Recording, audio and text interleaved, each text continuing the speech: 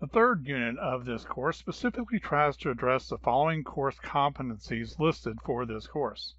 Describe some observed properties of the Sun. Describe and recognize the interdependence of techniques used to determine such stellar properties as distance, magnitude, luminosity, temperature, size, radial velocity, and mass. Interpret the Hertzsprung-Russell diagram. Describe the processes of stellar evolution, from birth through death. The 4 chapters assigned to this unit, the homework assigned from those chapters, the quizzes for each of those chapters, and the unit test attempt to prepare you for these course competencies.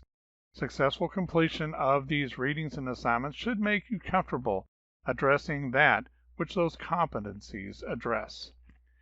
Chapter 10 lays out some of those properties that astronomers are interested in learning about the stars in general, such as energy output, mass, temperature, and size.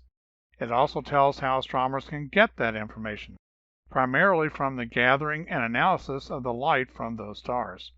The Hertzsprung-Russell diagram is introduced as a way to represent stars for which properties are determined, specifically that of their energy output and temperature.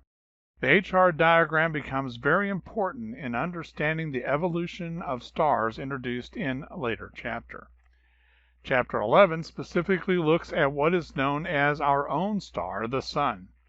Having a star in our backyard makes it possible to identify a host of properties, some of which can then be extrapolated to the stars in general. But knowledge of our Sun also helps us understand its effect on us as we orbit so close to it. Chapter 12 looks at how the knowledge gained about stars has led to theories about their evolution.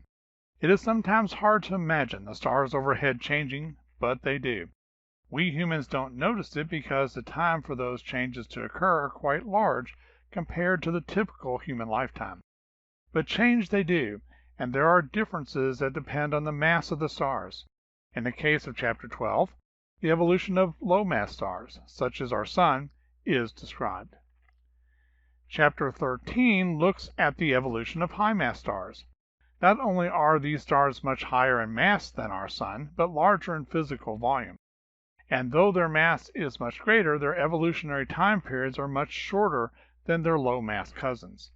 When these stars reach the end of their lives, the objects that are created are some of the most exotic end states astronomers have come up with and found. The properties of these objects are also covered in this chapter.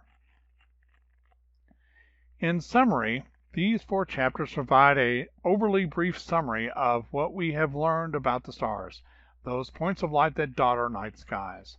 From our knowledge and understanding of our own star, we have been able to extrapolate to those distant points of light courtesy of our current laws of physics.